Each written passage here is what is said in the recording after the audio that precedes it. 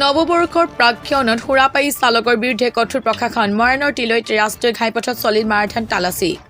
ইংৰাজী নৱবৰ্ষৰ আদৰণি প্ৰাক মুহূৰ্তত পথ দুৰ্ঘটনা ৰোধৰ বাবে কঠোৰ স্থিতি গ্ৰহণ কৰিছে ডিব্ৰুগড় জিলা প্ৰশাসনে জিলা আয়ুক্ত আৰু আৰক্ষী অধীক্ষকৰ নিৰ্দেশ মৰ্মে নিশা মৰাণৰ তিলৈ ৰাষ্ট্ৰীয় ঘাইপথত প্ৰশাসন আৰক্ষী পৰিবহণ আৰু আবকাৰী বিভাগে যুটীয়াভাৱে চলা এক মাৰাথান তালাচী অভিযান ড্ৰাংক এণ্ড ড্ৰাইভ অৰ্থাৎ সুৰাপায়ী চালকৰ বিৰুদ্ধে চলোৱা এই অভিযানত উপস্থিত থাকে টিংখাং সমজিলা বিষয়া আৰু মৰাণ ৰাজচক্ৰ বিষয়া কুইন গগৈ মৰাণ আৰক্ষী চক্ৰ বিষয়া গৌৰৱ জ্যোতি চুতীয়া মৰাণ আৰক্ষী থানাৰ ভাৰপ্ৰাপ্ত বিষয়া দান্তেজ দেউৰী অভিযানকাৰী দলটোৱে ৰাষ্ট্ৰীয় ঘাইপথত চলাচল কৰা দুচকীয়া বাহন সৰু চাৰিচকীয়া বাহনৰ পৰা আৰম্ভ কৰি টেংকাৰ আৰু ট্ৰাকলৈকে প্ৰতিখন বাহন তন্নকৈ পৰীক্ষা কৰে ব্ৰেথ এনালাইজাৰৰ জৰিয়তে চালকসকলক পৰীক্ষা কৰা হয় আৰু নিৰ্ধাৰিত মাত্ৰাতকৈ অধিক সুৰাপান কৰি গাড়ী চলোৱা লোকৰ বিৰুদ্ধে থিতাতে আইনগত ব্যৱস্থা গ্ৰহণ কৰে হয় আমাৰ ড্ৰাইভ এটা চলি আছে আমাৰ গোটেই ডিষ্ট্ৰিক্টতে চলি আছে একচুৱেলি ড্ৰাংক এণ্ড ড্ৰাইভিং এগেইনষ্টত আমাৰ চলি আছে আমাৰ ইয়াতে এটা ডাঙৰ টীম আছে পুলিচ অফিচিয়েলছ আছে এনফৰ্চমেণ্ট আছে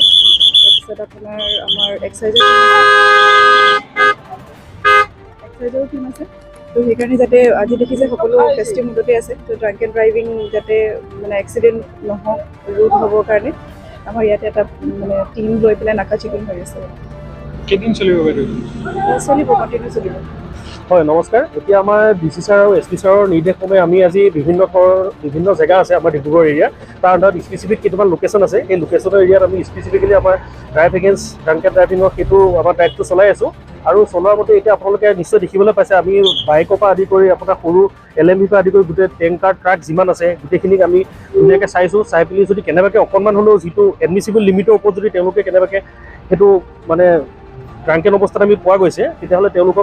ওপৰত বিহিত ব্যৱস্থা গ্ৰহণ কৰিছোঁ আৰু আপোনালোকে দেখিবলৈ পাইছে আমাৰ লগত এতিয়া গোটেই টীমটো আছে আমাৰ চাৰ্কুল অফিচাৰ মেডাম আছে এক্সাইজৰ টীমটো আছে DTOসকল আছে MVI আদি কৰি এনফৰ্চমেণ্টৰ গোটেইখিনি পাৰ্চনেল আছে আৰু আপোনালোকৰ মিডিয়াকো আমি ধন্যবাদ জনাইছোঁ আপোনালোকে সহযোগিতা যাতে কৰে আৰু যদি কিবা স্পেচিফিক কিবা বেলেগ লোকেশ্যনো আছে আপোনালোকৰ ব্যৱধানত আপোনালোকে যদি গম পাই যে এইকেইটা পইণ্টত আমাৰ এক্সিডেণ্ট হোৱাৰ অকণমান বেছি সম্ভাৱনা আছে বা এইকেইটা ক্ষেত্ৰত ধৰি লওক এনেকুৱা পইণ্ট আছে য'ত মানে মানুহখিনি সাৰি পেলাই হয়তো যাব পৰা কিবা সুবিধা আছে সেই পইণ্টখিনি আপোনালোকে দেখুৱাই দিয়ক আমি নিশ্চয় আমাৰ টীম লৈ সেইটো জেগাতো আমি উপস্থিত হ'ম আৰু বাকী কিবা থাকিলে আপোনালোকে আমাক জনাই যাব যেনেকৈ আমি আপোনালোকে পৰামৰ্শ দি যাব ক'ত গ'লে বেছি ভাল হয় বা কোনটো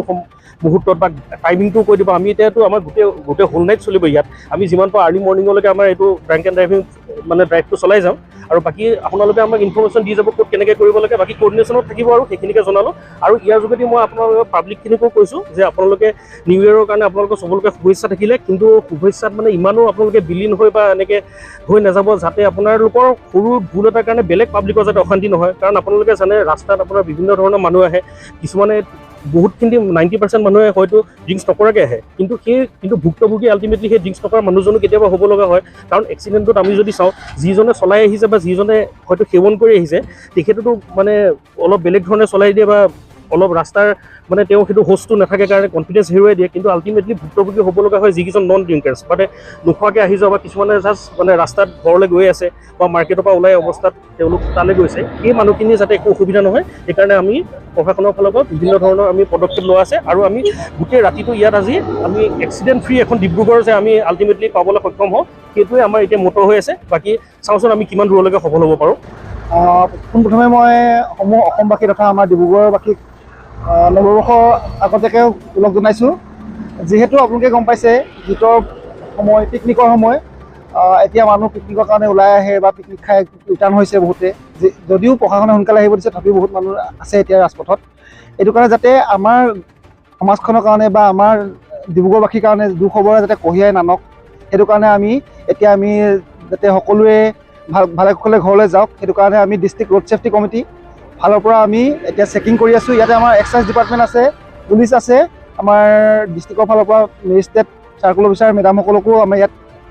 নিয়োগ কৰিছে আমি সকলোৱে মিলি একেলগে প্ৰচেষ্টা চলাইছোঁ যাতে মানে ডিব্ৰুগড় এই যি নতুন বৰ্ষৰ আগমুহূৰ্তত যাতে আমাৰ এটা দুখবৰ আমাৰ মাজলৈ কঢ়িয়াই নানে কিন্তু মই এইটো অনুৰোধ কৰিছোঁ যে যাতে সকলোৱে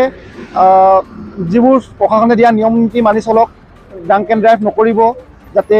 কাৰো হানি বিঘিনি নহয়, নিজকো সুৰক্ষিত কৰক আৰু আনকো সুৰক্ষিত কৰি গাড়ী চলাওক। সেইখিনি আমাৰ ফালৰ পৰা অনুৰোধ।